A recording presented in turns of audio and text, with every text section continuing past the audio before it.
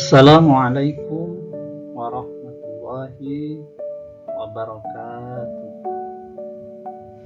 Bismillahirrahmanirrahim.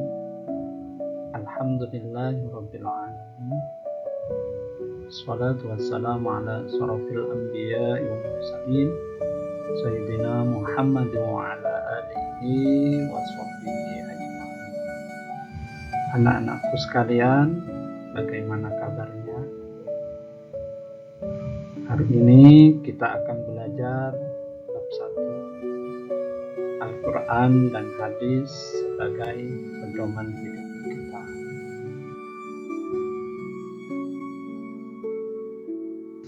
Adapun capaian pembelajaran. Yang pertama, peserta didik dapat mendefinisikan pengertian Al-Quran. Yang kedua, menjelaskan pengertian Al-Hadis. Yang ketiga, menyebutkan fungsi Al-Quran. Yang keempat, menyebutkan fungsi hadis. Yang kelima, menganalisis fungsi Al-Quran dalam kehidupan sehari-hari. Yang keenam, menyimpulkan kedudukan hadis sebagai pedoman hidup. Ketujuh, mendeskripsikan cara efektif memfungsikan Al-Quran dalam kehidupan sehari-hari. Yang terakhir, mempresentasikan ciri perilaku hidup yang sesuai dengan Al-Quran dan hadis.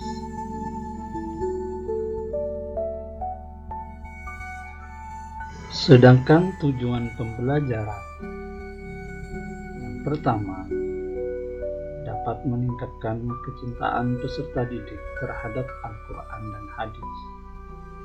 Yang kedua, membekali peserta didik dengan dalil-dalil yang terdapat dalam Al-Quran dan hadis sebagai pedoman dalam menyikapi dan menghadapi kehidupan. Yang ketiga, meningkatkan kekhusyukan peserta didik dalam beribadah, terlebih sholat dengan menerapkan hukum bacaan tajwid serta isi kandungan surah atau ayat dalam surat-surat pendek yang mereka baca. Baiklah anak-anakku sekalian, kini tiba saatnya kita sampai kepada materi yang pertama, di mana kita akan mempelajari pengertian Al-Quran, tujuan Al-Quran, dan fungsi Al-Quran.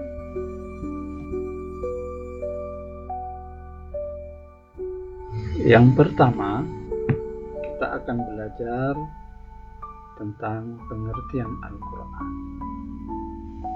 Anak-anakku, pengertian Al-Quran dibagi menjadi dua. Yang pertama, secara bahasa. Yang kedua, secara istilah. Secara bahasa, menurut cendekiawan Muslim Quraisy Shihab, kata Al-Quran berasal dari kata kerja, yaitu qara'a, yang berarti membaca, di mana kata dasarnya adalah Quran, yang berarti bacaan. Anak-anakku, huruf alif pada kata Quran menurut Quraisy Shihab mengandung arti kesempurnaan. Dengan demikian, Al-Quran adalah bacaan yang sempurna. Tidak hanya sempurna akan kandungannya, namun juga redaksinya serta petunjuknya.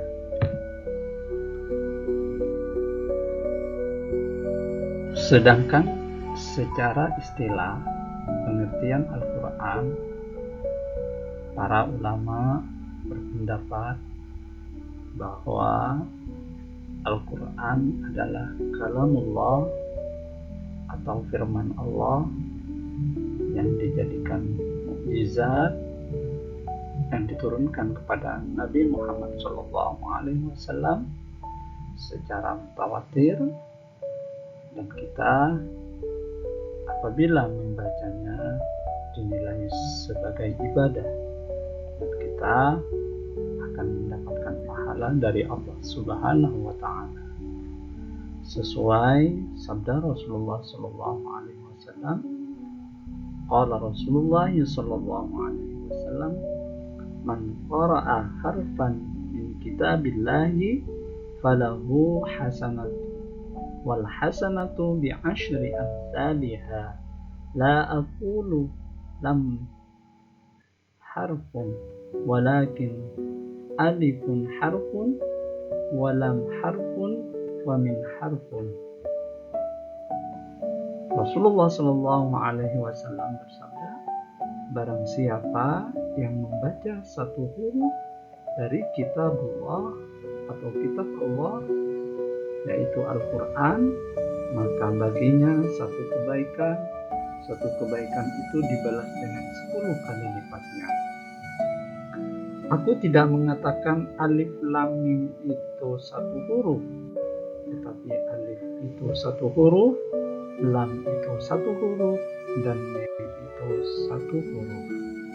Hadis riwayat Tirmidzi.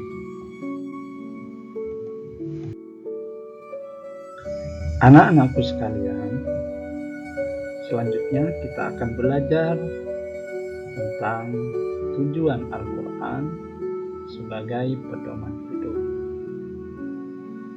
Perlu kita ketahui bersama, kita sebagai makhluk Allah, sebagai manusia,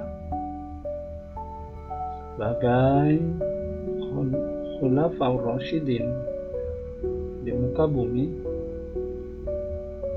kita harus memiliki pedoman, terlebih-lebih sebagai umat Islam. Kenapa? Kalau kita tidak memiliki pedoman dalam hidup, maka kita tidak akan punya etika, kita tidak akan punya moral, dan hubungan sosial kita akan tidak menjadi baik. Nah, sedangkan Al-Quran berfungsi untuk memberikan petunjuk hidup yang mencakup ke semua aspek kehidupan kita, seperti ibadah kita, etika kita, moral kita, hukum, dan hubungan sosial. Dengan belajar Al-Quran, umat Islam tentunya kita semua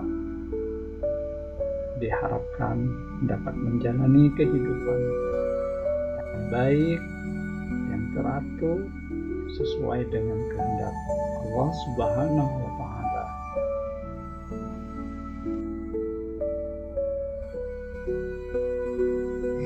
Selanjutnya, fungsi Al-Quran secara umum. Fungsi Al-Quran secara umum dibagi menjadi 3. Yang pertama, petunjuk hidup. Yang kedua, penyempurna agama. Dan yang ketiga, sumber hukum. Anak-anak, fungsi Al-Quran sebagai petunjuk hidup agar supaya kita menjalani kehidupan ini menjadi baik dan benar sesuai tuntunan agama yang tertera dalam Al-Quran.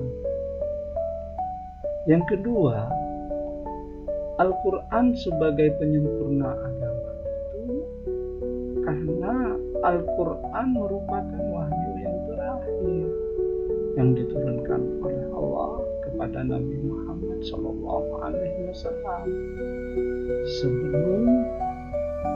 sesudah kitab-kitab sebelumnya, yaitu Taurat yang diturunkan kepada Nabi Musa, Zabur diturunkan kepada Nabi Daud, Injil diturunkan kepada Nabi Isa. Nah, Al-Quran ini sebagai penyempurna kitab-kitab Allah yang sebelum Al-Quran. Nah, yang ketiga, sumber hukum. Al-Quran dijadikan sumber hukum karena dasar dalam beragama itu yang dijadikan sumber hukum itu ada 3. Yang pertama Al-Quran, yang kedua hadis, yang ketiga ijma dan qiyas. Selanjutnya kita akan belajar fungsi Al-Quran bagi kehidupan manusia. Anak-anak, fungsi Al-Quran bagi kehidupan manusia tidak lepas dari nama-nama lain dari Al-Quran itu sendiri. Setiap nama Al-Quran memiliki arti, menunjukkan fungsi dari Al-Quran tersebut. Misalnya, Al-Huda yang memiliki arti petunjuk, Al-Furqan yang memiliki arti pembeda, dan lain sebagainya. Nah, Al-Huda yang memiliki arti petunjuk dalam Al-Quran ada 3 posisi Al-Quran yang fungsinya sebagai petunjuk. Yang pertama, Al-Quran menjadi petunjuk bagi manusia secara umum yang terdapat dalam surah Al-Baqarah ayat 185. Yang kedua, Al-Quran sebagai petunjuk bagi orang-orang yang bertakwa yang terdapat dalam surah Al-Baqarah ayat 2. Dan yang ketiga, petunjuk bagi orang-orang yang beriman. Yang kedua, Al-Furqan, yaitu pembeda. Fungsi Al-Quran sebagai pembeda adalah Al-Quran dapat membedakan antara hak dan yang batil, atau antara yang benar dan yang salah. Di dalam Al-Quran dijelaskan beberapa hal mengenai yang boleh dilakukan atau yang baik, dan yang tidak boleh dilakukan atau yang buruk. Anak-anak, tanpa terasa kita sudah memasuki tentang hadis. Kita tahu bahwa hadis adalah sumber agama yang nomor 2 setelah Al-Quran Karim. Baiklah, di bab ini kita akan belajar tentang pengertian hadis secara bahasa. Hadis juga memiliki 2 pengertian, yaitu dari segi bahasa dan juga dari segi istilah.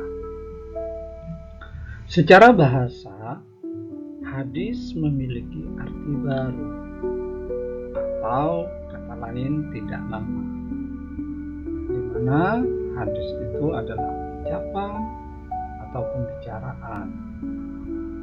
Menurut para ulama, hadis merupakan sinonim dari sunnah, yaitu setiap sesuatu yang diriwayatkan atau dinisbahkan kepada diri Rasulullah SAW, baik berupa perkataan, perbuatan, hadis atau sunnah sifat, himmah, mendiamkan perkataan, perbuatan, dan penetapan. Sifat atau perjalanan Nabi, baik sebelum atau sesudah diutus menjadi Rasul. Untuk fungsi hadis terhadap Al-Quran, yang pertama, mengukuhkan hukum yang sudah ada di dalam Al-Quran. Yang kedua, memerinci ayat Al-Quran yang mujmal, atau kata lain yang secara umum. Ketiga, menetapkan hukum yang belum terdapat dalam Al-Quran. Yang keempat, membatasi keumuman ayat-ayat Al-Quran. Anak-anak, marilah kita belajar fungsi hadis terhadap Al-Quran yang meliputi 4 fungsi pokok. Kita pelajari satu persatu. Yang pertama, menguatkan atau mengukuhkan dan menegaskan hukum yang terdapat dalam Al-Quran. Di mana dalam hal ini hadis mengulang perintah atau larangan yang disebut di dalam Al-Quran. Misalnya, Rasulullah Shallallahu Alaihi Wasallam memerintahkan untuk melaksanakan puasa. Perintah melaksanakan puasa sudah ada di dalam Al-Quran, sehingga dalam hal ini hadis sifatnya mempertegas perintah itu yang telah ada di dalam surah Al-Baqarah ayat 183. Yang kedua, menguraikan atau menjelaskan dan merincikan ayat-ayat yang global atau mujmal. Banyak ayat yang berisi perintah atau larangan yang sifatnya masih umum, belum terinci, sehingga Al-Quran memerintahkan untuk mengerjakan suatu perbuatan, namun belum ada ayat yang menjelaskan bagaimana cara melaksanakannya. Nah, sehingga perintah yang ada belum bisa dilaksanakan. Misalnya, perintah sholat. Yang ketiga, menetapkan dan mengadakan hukum yang tidak disebutkan di dalam Al-Quran. Dalam hal ini, hukum yang ada adalah merupakan produk hadis atau sunnah yang ditunjukkan oleh Al-Quran. Misalnya, haram memakan burung yang berbulu tajam, haram memakai cincin, emas, dan kain sutra bagi laki-laki, dan lain sebagainya. Yang terakhir, membatasi keumuman ayat Al-Quran. Banyak perintah di dalam Al-Quran yang mengisyaratkan berlaku secara umum seluruh manusia atau umat Islam, baik laki-laki maupun perempuan, entah itu besar maupun itu kecil, entah itu sehat ataupun sakit, sedang bepergian ataupun di rumah, dan lain sebagainya. Rasulullah Shallallahu Alaihi Wasallam mengecualikan atau mengkhususkannya. Yang terakhir, kita akan belajar fungsi Al-Quran dan hadis dalam agama Islam.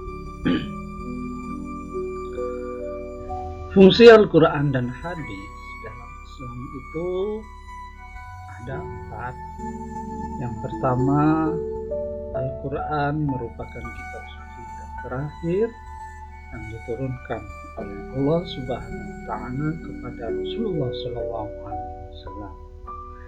Kitab Al-Quran sebagai penyempurna dari kitab-kitab Allah Subhanahu wa Ta'ala yang diturunkan sebelumnya, yaitu Taurat, Zabur, dan kitab Injil.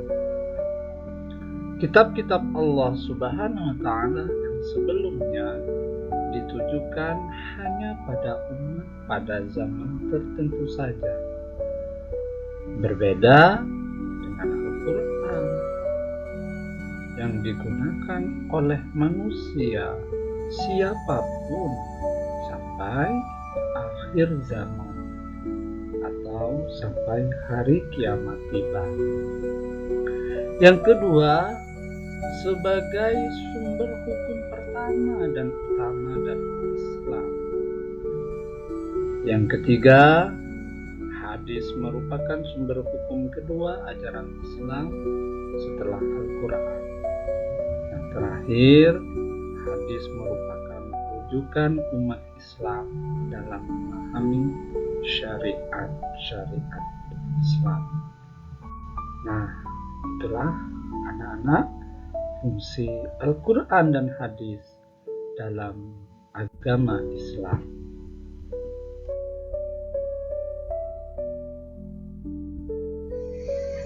Demikianlah video pembelajaran Al-Quran Hadis bab 1 kelas 7 Madrasah Tsanawiyah. Mudah-mudahan video ini bermanfaat untuk kita semua, terutama bagi anak-anakku sekalian yang ada di madrasah. Terima kasih. Saya akhiri. Assalamualaikum warahmatullahi wabarakatuh.